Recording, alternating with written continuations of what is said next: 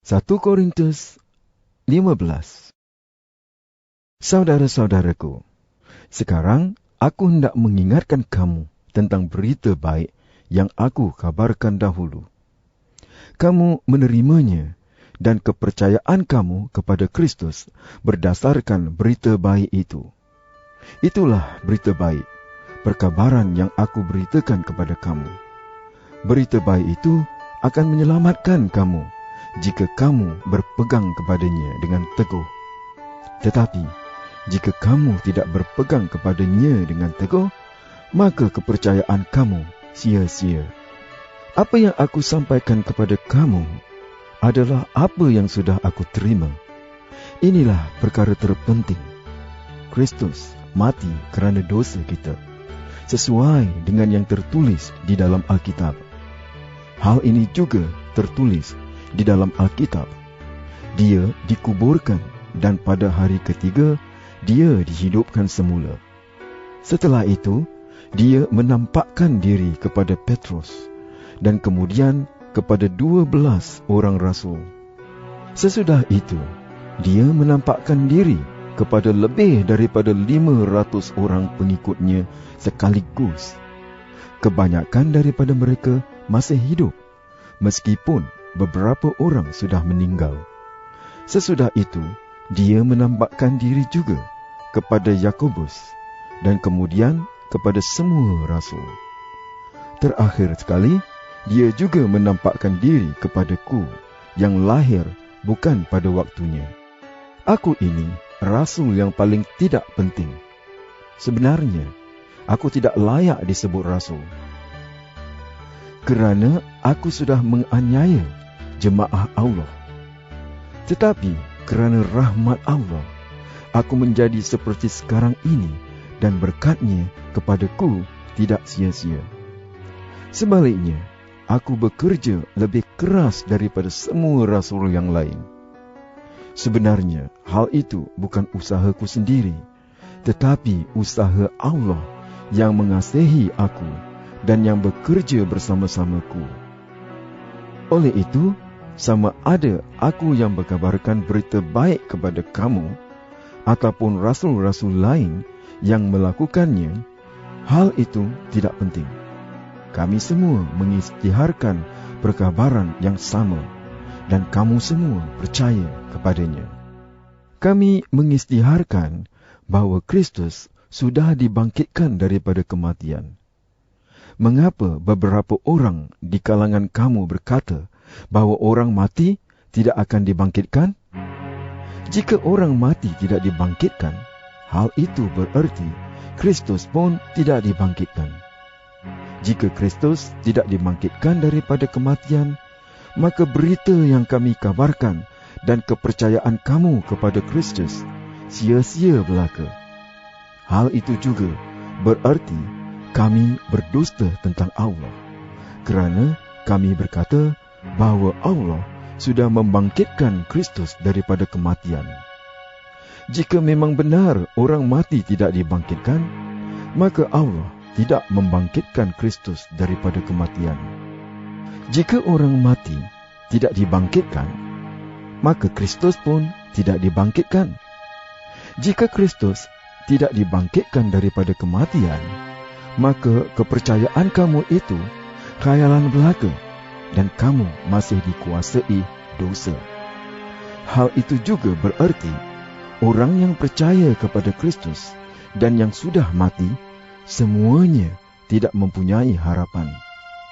Jika harapan kita kepada Kristus terbatas kepada hidup kita di dunia ini saja, maka kitalah yang paling malang antara semua orang di dunia ini.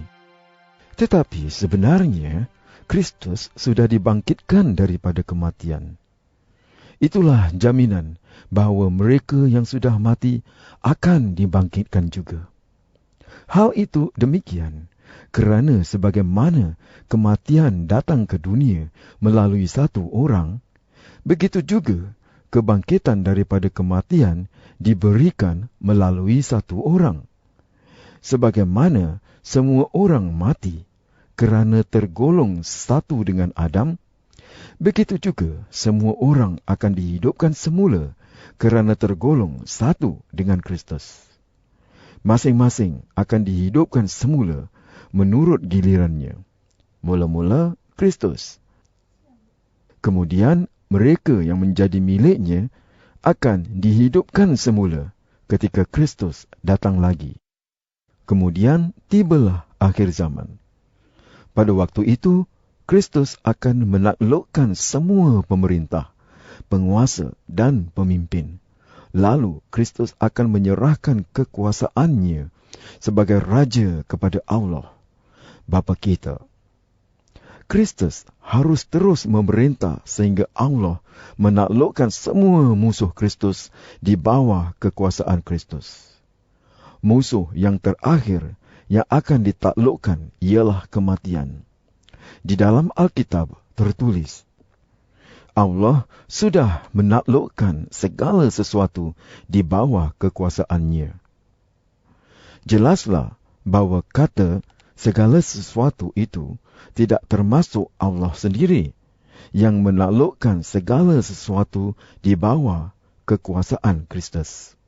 Tetapi setelah segala sesuatu ditaklukkan di bawah pemerintahan Kristus, maka dia sendiri sebagai anak Allah akan meletakkan dirinya di bawah kekuasaan Allah yang menyerahkan segala-galanya kepadanya. Demikianlah pada akhirnya Allah sendiri akan memerintah semuanya. Bagaimana halnya dengan mereka yang dibaptis untuk orang mati? Apakah yang diharapkan oleh mereka? Jika memang benar orang mati tidak akan dihidupkan semula, mengapa mereka mahu dibaptis untuk orang mati? Jika tidak ada kebangkitan daripada kematian, mengapa kami mahu menghadapi bahaya setiap saat? Saudara-saudaraku, setiap hari aku menghadapi maut. Aku berkata demikian kerana aku bangga akan kamu dan kerana kita hidup bersatu dengan Kristus Yesus, Tuhan kita. Dari segi kemanusiaan, apa gunanya berjuang seolah-olah melawan binatang buas di kota Efesus ini? Jika memang orang mati tidak dihidupkan semula, maka lebih baik kita hidup seperti pepatah ini. Marilah kita makan, minum dan bersuka-suka kerana esok kita akan mati. Janganlah kamu tertipu. Persahabatan yang buruk merosakkan akhlak baik. Hendaklah kamu insaf dan jangan berdosa lagi. Kamu seharusnya malu kerana beberapa orang antara kamu masih belum mengenal Allah. Mungkin orang bertanya, bagaimanakah orang mati dihidupkan semula? Tubuh apakah yang akan dimiliki mereka? Kamu sungguh bodoh. Apabila kamu menanam benih di tanah, benih itu tidak akan tumbuh kecuali benih itu mati dahulu. Yang kamu tanam di tanah itu benih semata-mata. Mungkin benih gandum ataupun benih lain. Bukan seluruh pokok yang akan tumbuh kelak. Allah memberikan benih itu bentuk seperti yang dikehendakinya sendiri. Setiap benih diberikan bentuk yang sendiri-sendiri. Tubuh makhluk hidup tidak semuanya sama. Tubuh manusia, haiwan, burung, dan ikan semuanya berbeza. Demikian juga dengan benda-benda yang di langit dan benda-benda yang di bumi. Keindahan benda-benda yang di langit berbeza dengan keindahan benda-benda yang di bumi. Keindahan matahari lain daripada keindahan bulan. Bintang-bintang pun mempunyai keindahannya sendiri. Sebenarnya, bintang-bintang pun mempunyai keindahan yang berlainan. Demikianlah halnya kelak dengan orang mati yang dihidupkan semula. Pada masa tubuh itu dikuburkan, tubuh itu fana. Pada masa tubuh itu dibangkitkan, tubuh itu hidup selama-lamanya. Pada masa tubuh itu dikuburkan, keadaannya buruk dan lemah. Pada waktu tubuh itu dibangkitkan, tubuh itu cantik dan kuat. Pada masa dikuburkan, tubuh itu tubuh jasmani. Pada masa dibangkitkan, tubuh itu tubuh rohani. Jika ada tubuh jasmani, maka ada tubuh rohani juga. Di dalam Alkitab tertulis, Adam, manusia pertama itu, diciptakan sebagai makhluk hidup. Tetapi Adam yang terakhir itu, roh yang memberikan hidup. Yang jasmani datang lebih dahulu. Kemudian datanglah yang rohani. Adam yang pertama dijadikan daripada tanah di bumi. Tetapi Adam yang kedua berasal dari syurga. Orang yang tergolong orang dunia adalah seperti Adam yang dijadikan daripada tanah. Tetapi orang yang tergolong orang syurga adalah seperti dia yang datang dari syurga. Sebagaimana kita sekarang seperti orang yang dijadikan daripada tanah, maka kelak kita akan menjadi seperti dia yang dari syurga itu. Saudara-saudaraku, inilah maksudku.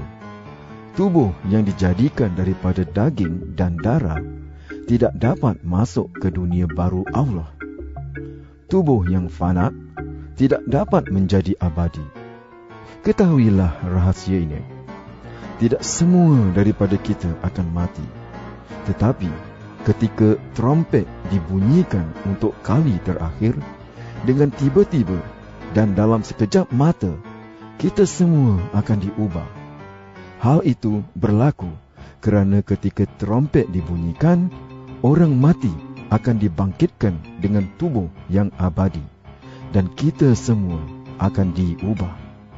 Tubuh yang fana harus diganti dengan tubuh yang abadi. Tubuh yang akan mati harus diganti dengan tubuh yang tidak dapat mati. Apabila tubuh yang fana sudah diganti dengan tubuh yang abadi, dan tubuh yang akan mati sudah diganti dengan tubuh yang tidak dapat mati, maka berlakulah apa yang tertulis di dalam Alkitab. Kematian sudah dilenyapkan dan kemenangan sudah tercapai. Hai maut, di manakah kemenanganmu? Hai maut, di manakah sengatmu? Sengat maut itu dosa, dan dosa mendapat kuasa daripada Taurat. Tetapi kita bersyukur kepada Allah yang memberikan kemenangan kepada kita melalui Yesus Kristus Tuhan kita. Oleh itu, saudara-saudara yang aku kasihi, hendaklah kamu teguh dan kukuh. Hendaklah kamu rajin bekerja untuk Tuhan, kerana kamu tahu bahawa semua yang kamu lakukan untuk Tuhan tidak sia-sia.